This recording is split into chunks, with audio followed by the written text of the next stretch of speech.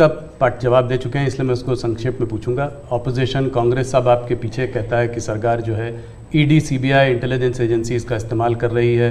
आपने कहा है कि ईडी इंडिपेंडेंट है। सिर्फ एक सवाल यह है कि ऐसा देखा गया है कि 25 नेता का एक एनालिसिस एक न्यूज़पेपर ने की थी कि 25 नेता जब अपोजिशन पार्टी से बीजेपी की तरफ आ गए तो उसमें से 23 लोगों के ऊपर से जो है इस तरह के केसेस को या तो ठंडे बस्ते में डाल दिया गया या ड्रॉप कर दिया गया। इस बारे में पहली बात है, एक भी केस ड्रॉप नहीं किया गया है। जो अदालत कहेगी वही होगा, हम कोई निर्णय लेंगे, स्वतंत्र है। दूसरी बात है, पॉलिटिकल लीडरशिप के केस कितने हैं भाई? ओनली 3%। 97% अच्छे अच्छे ब्यूरोक्रेट जेल में है। आखिर के इन संस्थाओं का जन्म क्यों हुआ है भाई? अगर इन संस्थाओं का जन्म इसी काम के लिए हो तो काम नहीं करेगी क्या? और अदालत इतनी बड़ी है जी, किसी को जमानत नहीं दे रही है अदालत, तो अदालत देखती होगी ना भाई। और भ्रष्टाचार के मामले में हम कम से कम उसको लाइट न ले जी। सचमुच में देश में चर्चा होनी चाहिए कि पहले एक जमाना ऐसा था, आपको आरोप लगता था ना तो भी हिल जाते थे। आज गुनाह सिद्ध हो चुका है, सजा हो चुकी है, फिर भी आप हाथ ऊंचा कर करके फोटो निकलवा रहे हो। आप भ्रष्टाचार का महिमा मंडन कर रहे हो। इस देश में ये आलोचना का विषय होना चाहिए। भ्रष्टाचार को न्यू नॉर्मल के रूप में ट्रीट नहीं करना चाहिए, वरना इस देश का बहुत नुकसान होगा जी। ये सवाल बीजेपी और अदर्स का वाला नहीं है, देश के लिए ठीक नहीं है कि आप इसको न्यू नॉर्मल बना दें। और मैं देख रहा हूँ धीरे धीरे धीरे ऐसा वातावरण बनाया जा रहा है, हाँ ठीक है यार वो तो चलता रहता है। यही तो देश, गरीब आदमी मर रहा है जी। हमने कैसे भी करके इससे देश को मुक्त करना चाहिए, रिजॉल्व होना चाहिए कंट्री का, वो नहीं हो रहा है जी। और मैं तो मानता हूँ कि भाई देखिए, मैं जो कोशिश कर रहा हूँ, एक सिस्टम को पॉलिसी ड्रिवन बनाओ, टेक्नोलॉजी को भरपूर लाओ। आज हमने, पहले एक प्रधानमंत्री कहते थे 1 रुपया जाता है 15 पैसे पहुँचता है जी। आज मैं कहता हूँ 1 रुपया जाता है पूरे 100 पैसे पहुँचते हैं, डायरेक्ट बेनिफिट ट्रांसफर। क्यों? सिस्टम को सुधारो भाई। हमने जेम पोर्टल बनाया, करप्शन को कम करने की दिशा में हमारा बहुत बड़ा कदम है जी। दूसरा, समाज को भी जगाओ, समाज को भी आदत डालो कि भ्रष्टाचार बुरा है, किसी भी स्तर पर भ्रष्टाचार से मुक्त रहना चाहिए। और देश में वो वातावरण बन रहा है, पॉलिटिकल लोगों को डर नहीं है। और मैं मानता हूं उसमें कुछ मात्रा में ये जो सिर्फ हमारा विरोध है इसलिए उनका समर्थन कर देना, ये शोभा नहीं देता है भाई। आपने पिछले कार्यकाल में काफ़ी बड़े काम किए, आर्टिकल 370 को रद्द किया, सीएए को लेके आए, मगर ऑपोजिशन लीडर्स इस कैंपेन में सब कह रहे हैं कि अगर वो सरकार बनाएंगे तो इन सब को जो है सीएए को रिपील कर देंगे। ममता बनर्जी खास करके कह रही हैं सीएए को इम्प्लीमेंट नहीं होने देंगी। इसको आप कैसे देखते हैं? पहली बात है कि जिसको भारत का संविधान समझ है, जिसको भारत के फेडरल स्ट्रक्चर का पता है, किसके पास कौन काम है वो सब पता है, वो कभी ऐसी बात बोलेंगे नहीं, क्योंकि ये उनके अधिकार क्षेत्र का विषय ही नहीं है जी। अगर मोदी भी राज्य का मुख्यमंत्री होता है तो नहीं कर सकता है जी। जो भारत सरकार के विषय है वो भारत सरकार करेगी, जो राज्य सरकार के विषय होते हैं वो राज्य सरकार करेगी। लेकिन जनता को मूर्ख बनाने की फैशन हो गई है, जनता को अंधेरे में रखने, इसलिए वो कुछ भी बोलते रहते हैं।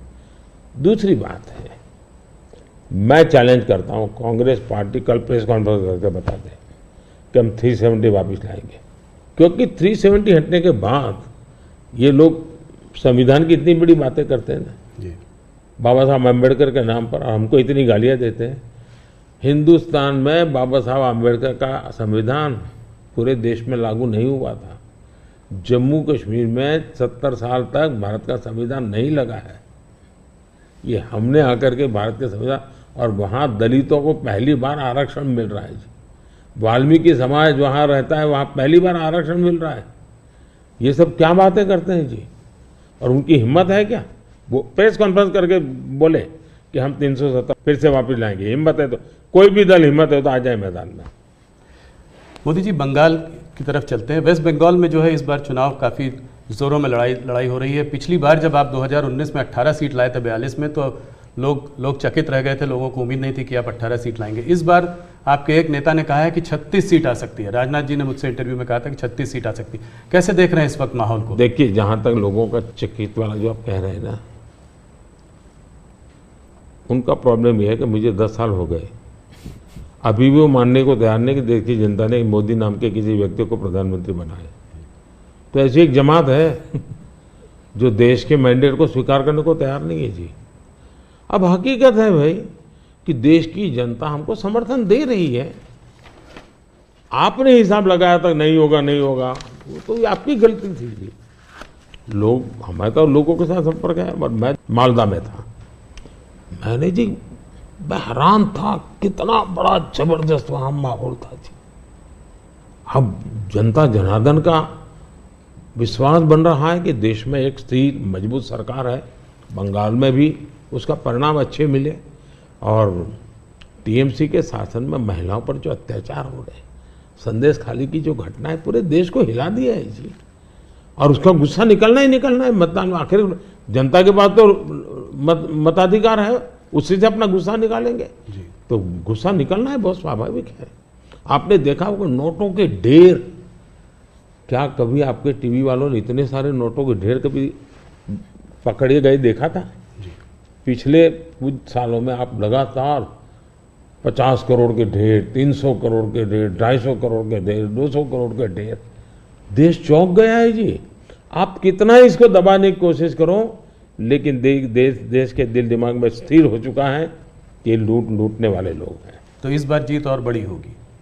बिल्कुल, क्लीन स्वीप कर रहे हैं। उड़ीसा को कैसे देखते हैं? उड़ीसा में आपने जो है बीजेडी का साथ छोड़ा। भारतीय जनता पार्टी वहां अलग रही है। बीजेडी ने मुद्दों के आधार पर समर्थन, केंद्र में हमारा समर्थन किया था, मुद्दों के आधार पर जी। और ऐसे बहुत से दल हैं जो मुद्दों के आधार पर हमें समर्थन देते रहे हैं। तो बीजेडी का हमारा नाता हो रहा, राज्य के अंदर हम बिल्कुल, उड़ीसा की पूरी अस्मिता खत्म हो रही है भाई। उड़ीसा की अस्मिता संकट में है। उड़िया लैंग्वेज वो खतरे में आ रही है। और मैं नहीं मानता कि उड़िया के लोग अब ये लंबे अरसे तक इसको सहन कर सके। इतने संसाधन है जी। आज उड़ीसा देश का रिचेस्ट स्टेट बन सकता था जी, रिचेस्ट स्टेट, लेकिन क्या हालत बना के रखी है। तो अब उड़ीसा के सामान्य मानवी के अंदर एस्पिरेशंस है जी। और मुझे लगता है कि हमें सेवा का मौका मिलना चाहिए। हम उड़ीसा को कहां से कहां पहुंचा कर देंगे। उड़ीसा से बात बिहार की भी करते हैं। बिहार में आपने फिर नीतीश जी के संग वापस जो है आपका गठबंधन उनके साथ है, उस गठबंधन के साथ लड़ रहे हैं। कैसे देखते हैं? पिछली बार 39 सीटें थी आपकी 40 में, क्या इसको रिपीट कर पाएंगे?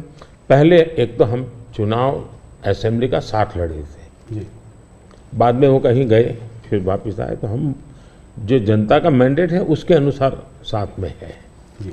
जहां तक जन समर्थन का सवाल, कल मैं बिहार में ही था जी, जो जन समर्थन मैं देख रहा हूँ जी, अनप्रेसिडेंटेड। इतनी गर्मी में कोई पैंडल नहीं, कुछ नहीं जी, और लाखों लोग जिस प्रकार से इस बात से जुड़े हुए हैं, मैं साफ देख रहा हूँ जी कि बिहार में पहले हम एक आध सीट शायद हार जाते थे, शायद इस बार एक भी नहीं हारेंगे। 40 में 40 एक भी नहीं हारेंगे। बहुत बड़ा बयान है। मोदी जी, एक आध पर्सनल सवाल आपसे करना चाहूँगा। आपने बहुत इलेक्शन देखे हैं, आप गुजरात में लंबे समय रहे हैं, ये आपका तीसरा चुनाव है सेंटर में। मैंने देखा है कि समय समय पर चुनाव से आप पर पर्सनल अटैक अक्सर होते जाते हैं। कहीं पे कभी बोला जाता है मोदी को गोली मार दो, कभी बोला जाता है सर फोड़ दो। अभी हाल फिलहाल में राहुल गांधी ने भी आप पर आपको कुछ ऐसे शब्द बोले हैं जो कि पर्सनल अटैक के तौर पर उनको भी देखा जा सकता है। ये ऐसा मोदी के साथ क्यों होता है? मोदी के साथ क्यों हो रहा है इसका जवाब तो मेरे पास नहीं है, लेकिन ये सवाल मोदी को क्यों पूछना चाहिए? ये सवाल इस देश में चर्चा का होना चाहिए कि सार्वजनिक जीवन में आखिर मोदी का गुनाह क्या है? वो पीएम बना वही गुनाह है ना। मतलब आप जो भी गाली देते हैं प्रधानमंत्री को दे रहे हैं। अब प्रधानमंत्री को इस प्रकार से सर फोड़ देंगे या कभी मेरी माँ को गाली देना, कभी ये, और मैं हैरान हूँ जी, भारत के राष्ट्रपति पर भी किस प्रकार का कटाक्ष किया गया था, शर्म आए इस प्रकार की भाषा का प्रयोग किया था। मैं हमेशा मानता हूँ कि मतदाता ही मेरा परिवार है, देश ही मेरा परिवार है, और मैं सकारात्मक राह से जा रहा हूँ। लेकिन जो ऐसा कर रहे हैं उस पर तो मैं आप लोगों पर छोड़ता हूँ, देशवासियों पर छोड़ता हूँ कि इन लोगों की तरफ कैसे देखना चाहिए। मोदी जी, अगर एक सवाल मैं ये समझना चाहूँ कि ये जो तीसरा टर्म होगा आपका, वो पहले दूसरे से अलग कैसे होगा? पहला कार्यकाल मेरा कैसा गया, तो मैं सामान्य मानवी की जो जरूरतें थी उनको मैं एड्रेस करना चाहता था। मैंने उस दिशा में काम किया, और उस समय देश के अंदर एक निराशा का वातावरण था, सरकार के प्रति नफरत का वातावरण। भाई सरकार यानी निकम्मी, मुझे विश्वास भरना था, मैंने उस पर काम किया, मजबूती लाया। जो दूसरा कार्यकाल था वो मैंने कुछ परिणाम दिखाए, लोगों को विश्वास भर दिया कि हम आगे बढ़ सकते हैं, हम दुनिया के अंदर एक कॉन्फिडेंस लेवल आया है देश में, वो कॉन्फिडेंस एक बहुत बड़ी ताकत है। अब आगे जो मेरा कार्यकाल है, मुझे ये जो हताशा में से विश्वास में परिवर्तित हुआ, आकांक्षा में परिवर्तन हुआ, जो एस्पिरेशंस के अंदर परिवर्तित हुआ, अब मुझे देश को तीसरी आर्थिक महाशक्ति बनाना है। लेकिन ये जब मैं 11 से 5 पे लाया, उसी की कंटिन्यूटी है जी। ये मैं 5 वर्ष और निकम्मा और 3 वाला अच्छा, ऐसा नहीं हो सकता जी।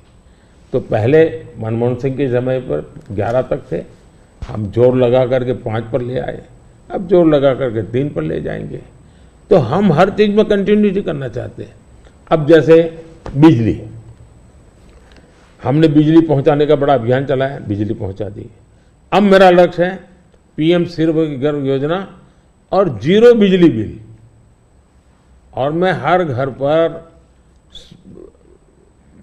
सोलार सिस्टम लगे, और मैं सिर्फ बिजली का बिल 0 चाहता हूं, इतना नहीं, मैं 3 चीजें चाहता हूं। एक, हर परिवार का बिजली का बिल 0 हो। दूसरा, अतिरिक्त बिजली जो हो वो बेचे, कमाई करे। तीसरा, जमाना इलेक्ट्रिक व्हीकल का आएगा। मुझे आत्मनिर्भर होना है एनर्जी के सेक्टर में, और इसलिए मैं चाहूँगा जिसके पास भी स्कूटी हो, मोटर हो, जो भी हो, उसका चार्जिंग अपने घर में ही हो जाए और सोलार से हो जाए। मतलब आज उसका जो ट्रांसपोर्टेशन का महीने का 1000-2000 रुपया खर्चा आता है, वो भी 0 हो जाए। ये त्रिविध बेनिफिट नागरिक को और देश को, पर्यावरण का बेनिफिट, देश को आज पेट्रोलियम इंपोर्ट करने का जो अरबों डॉलर जा रहे हैं बाहर, वो बंद हो जाएगा। तो मल्टीपल बेनिफिट वाला योजना। अब जैसे स्टार्टअप हब, मैन्युफैक्चरिंग हब बनाना है, मुझे इनोवेशन हब बनाना है, यानी मैं एक बिल्कुल नए एरिया पर देश को ले जाना चाहता हूँ, और बड़े कॉन्फिडेंस का, और विजन मेरा क्लियर है, मुझे कोई दुविधा नहीं, मेरे पास तय है। नेक्स्ट 100 डेज में, 4 जून के बाद 100 डेज में मुझे क्या काम करना है, अभी से मेरे पास क्लियर है। 5 साल में क्या करना है, क्लियर है। 2047 में विकसित भारत बने, क्लियर है। इसलिए मैं कहता हूं 24/7 फॉर 2047, ये मेरा मिजाज है।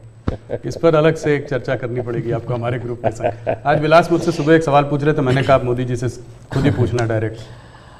आपने आपकी पूरी यात्रा में बहुत सारी कठिनाई का सामना किया है, ऐसी हालत में भी आप टफ डिसीजन लेते हैं, ये कैसा कर पाते हैं? देखिए, मैं टफ डिसीजन वगैरह नहीं लेता हूँ, मैं सही डिसीजन लेता हूँ। कोई टफ डिसीजन होता नहीं, सही होते हैं। किसी को टफ लगे, किसी को ना लगे, ऐसा हो सकता है। लेकिन फिर भी मैं सोचता हूँ कि ये सब कैसे होता है। जैसा आश्चर्य आपको होता है, मुझे भी होता है कि मोदी ये कैसे करता है। फिर मैं सोचता हूँ नहीं, शायद परमात्मा ने ही मुझे इस काम के लिए भेजा हुआ है। मुझसे जो कुछ भी है वो कोई ईश्वरीय शक्ति करवा रही है, और वो ईश्वरीय शक्ति, ईश्वरीय प्रेरणा से मैं करता रहता हूँ। ये कोई परमात्मा की देन है। परमात्मा ने मुझसे कुछ काम लेना तय किया है, किसी पर्पज के लिए परमात्मा ने मुझे भेजा है, और इसलिए मैं ये जो बाकी तूफान चल रहा है उससे बहुत परे रहता हूँ। लेकिन इस तूफान में शांत कैसे रहते हैं? वही मैं उससे परे रहता हूँ। मुझे शायद परमात्मा ने यही राह दिखाई है कि तुम उन चीज़ों में मत उलझो, तुझे कोई बड़ा काम करना है, तुम अपने काम में लगे रहो। तो परमात्मा का निर्देश है, परमात्मा की इच्छा है, परमात्मा की योजना है, और शायद ये उसी का मैं एक निमित्त हूँ, कुछ नहीं हूँ।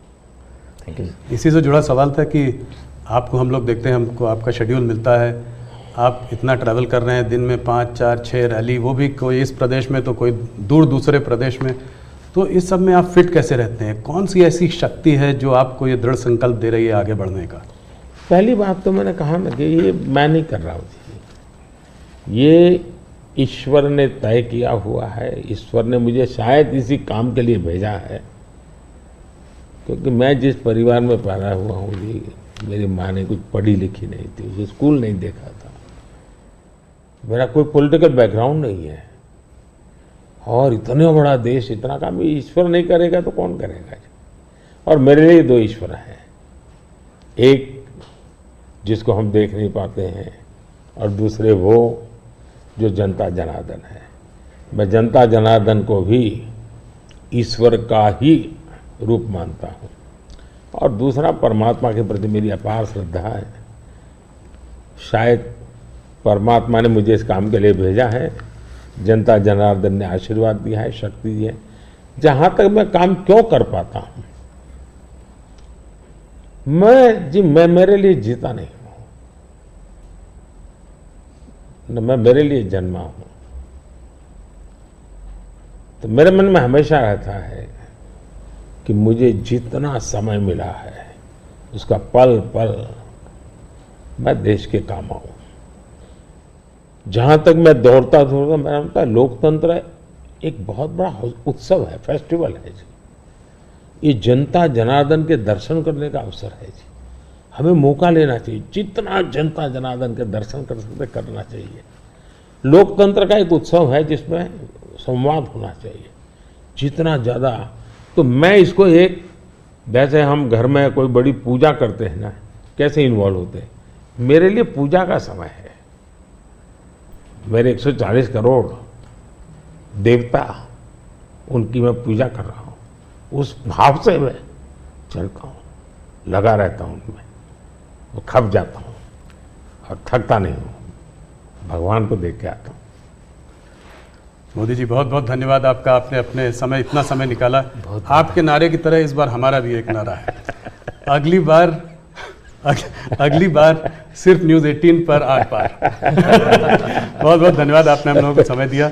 चलिए, बहुत बहुत धन्यवाद। धन्यवाद। सगळ्यांना माझे नमस्कार। सगळ्या महाराष्ट्रातल्या जनतेला